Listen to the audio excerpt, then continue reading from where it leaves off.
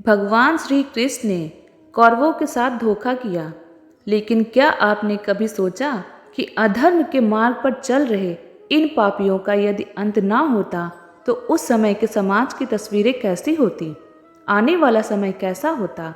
आने वाली पीढ़ियों को धर्म अधर्म को भेदभाव कैसे पता चलता और एक स्वस्थ समाज की कल्पना कैसे साकार होती?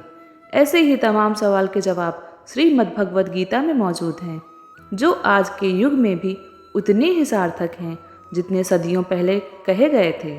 तो आइए श्री कृष्ण की इन 5 बड़े धोखों की कहानी को विस्तार से जानते हैं, जिन्हें उनके सिवा कोई और कर ही नहीं सकता। जब महाभारत का युद्ध आरंभ होने वाला था तो भीम के पौत्र और घटोत्कच के पुत्र बर्बरीक ने अपनी मां को यह वचन दिया था कि जो भी कमजोर पक्ष होगा वह उनकी ओर से ही युद्ध में प्रतिभाग करेंगे। इसके लिए उन्होंने भोलेनाथ की आराधना की और 3 अजय बाणों को प्राप्त किया। उधर श्री कृष्ण को इस बात का पता चला तो ब्राह्मण वेश में बर्बरीक के पास पहुँचे और उनका मखौल उड़ाया कि महज 3 बाण के आधार पर वह महाभारत जैसा युद्ध कैसे जीत सकते हैं। तब बर्बरीक ने उन्हें अपने बाणों के बारे में बताया। इस पर श्री कृष्ण ने कहा, यदि उनके बाण अजेय हैं तो वह पीपल के पत्तों में छेद करके दिखाएं। बर्बरीक ने बाण चलाया और सभी पत्तों में छेद हो गया, लेकिन एक पत्ता जो श्री कृष्ण के पीछे था वह बाकी रह गया, तो बाण उनके चरणों के चक्कर काटने लगा। इसके बाद श्री कृष्ण ने बर्बरीक से दान में उसका सिर मांगा। इस दान को सुनते ही वह समझ गया कि यह जो सामने है वह ब्राह्मण नहीं हो सकते। तो बर्बरीक ने पूछा, आप कौन हो? श्री कृष्ण ने उन्हें सब सच बताया। इसके बाद बर्बरीक ने अपने सिर का दान तो कर दिया, लेकिन महाभारत युद्ध देखने की इच्छा जाहिर की।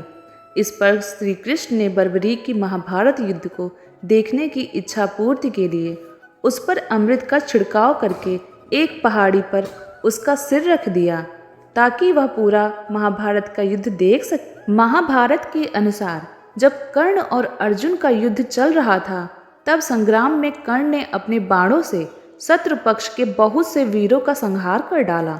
17वें दिन से पहले कर्ण का युद्ध अर्जुन के अतिरिक्त सभी पांडवों से हुआ। उसने महाबली भीम सहित पांडवों को एक एक करके परास्त कर दिया, लेकिन माता कुंती को दिए वचनानुसार उसने किसी भी पांडव की हत्या नहीं की। 17वें दिन के युद्ध में जब कर्ण और अर्जुन आमने सामने थे, युद्ध में कर्ण द्वारा अर्जुन का सिर धड़ से अलग करने के लिए नागशास्त्र का प्रयोग किया गया, लेकिन श्री कृष्ण द्वारा सही समय पर रथ को भूमि में थोड़ा सा धंसा लिया गया। इससे अर्जुन बच गया। इससे नागशास्त्र अर्जुन के सिर के ठीक ऊपर से उसके मुकुट को छेदता हुआ निकल गया। नागशास्त्र पर उपस्थित अश्वसेना नाग ने कर्ण से निवेदन किया कि वह उस शस्त्र का दोबारा प्रयोग करे, ताकि इस बार वह अर्जुन के शरीर को बेधता हुआ निकल जाए। लेकिन कर्ण ने माता कुंती को दिए वचन का पालन करते हुए उस अस्त्र के पुनः प्रयोग से इनकार कर दिया। इसके बाद युद्ध चल ही रहा था कि कर्ण के रथ का एक पहिया धरती में धंस गया। वह अपने को दैवीय अस्त्रों के प्रयोग में भी असमर्थ पाता है, जैसा कि उसके गुरु परशुराम का श्राप था।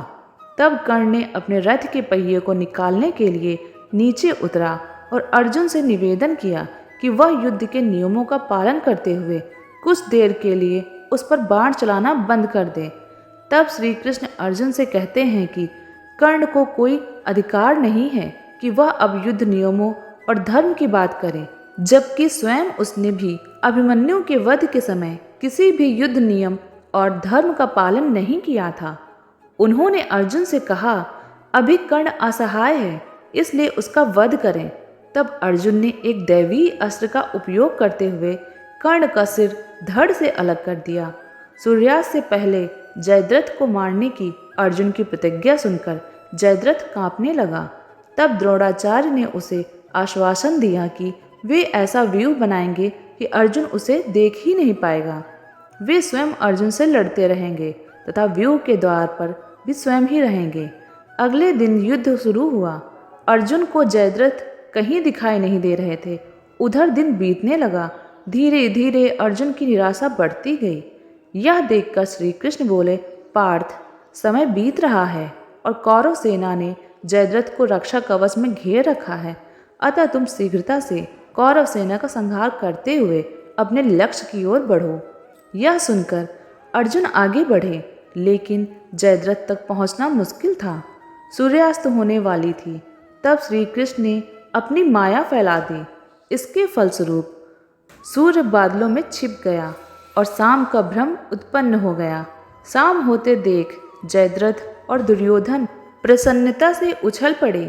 अर्जुन को आत्मदाह करते देखने के लिए जयद्रथ कौरव सेना के आगे आकर अट्टहास करने लगा। तभी जयद्रथ को देखकर श्री कृष्ण बोले, पार्थ, तुम्हारा शत्रु तुम्हारे सामने खड़ा है। उठाओ अपना गांडीव और वध कर दो। वह देखो, अभी सूर्यास्त नहीं हुआ है। यह कहकर उन्होंने अपनी माया समेट ली। देखते ही देखते सूर्य बादलों से निकल आया।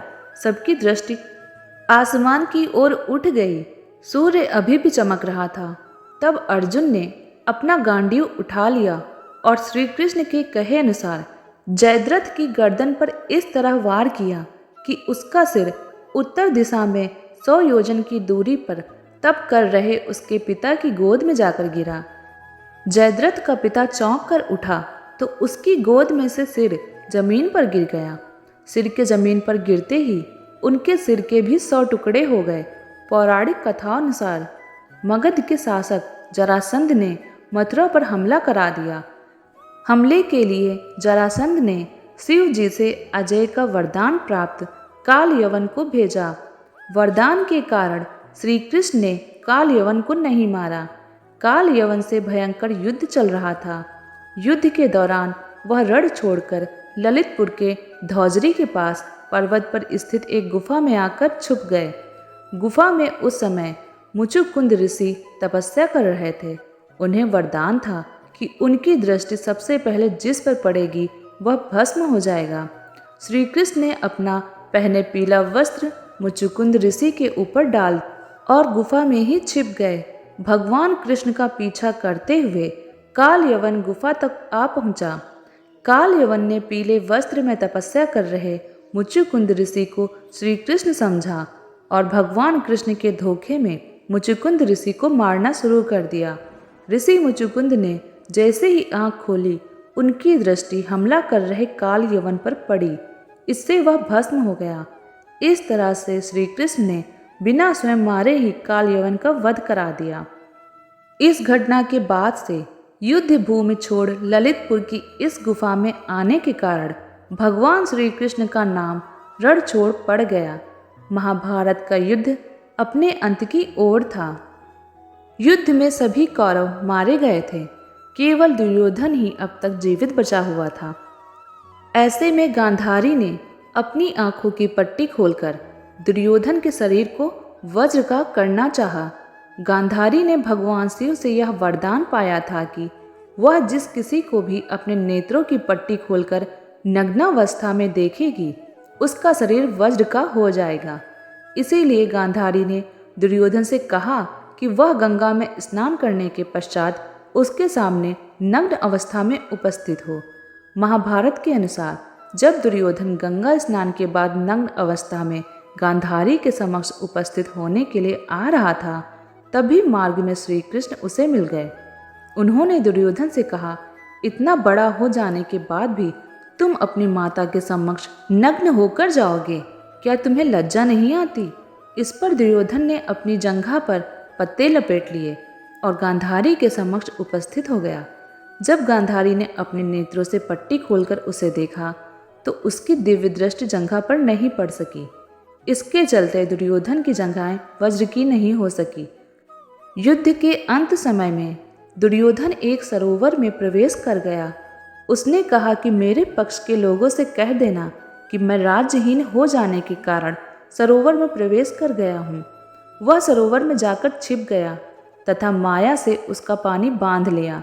तभी कृपाचार्य, अश्वत्थामा तथा कृतवर्मा दुर्योधन को ढूंढते हुए उस ओर जा निकले और दुर्योधन को पांडवों से युद्ध करने का आदेश देने लगे। उनका कहना था कि इस प्रकार जल में छिपना कायरता है। तभी पांडव भी वहां पहुंचे और उन्होंने देखा कि सरोवर का जल माया से स्तंभित है और उसके अंदर दुर्योधन भी पूर्ण सुरक्षित है। श्री कृष्ण ने युधिष्ठिर को भी माया का प्रयोग करने का परामर्श दिया। युधिष्ठिर आदि ने दुर्योधन को कायरता के लिए धिक्कारा तथा युद्ध के लिए ललकारा।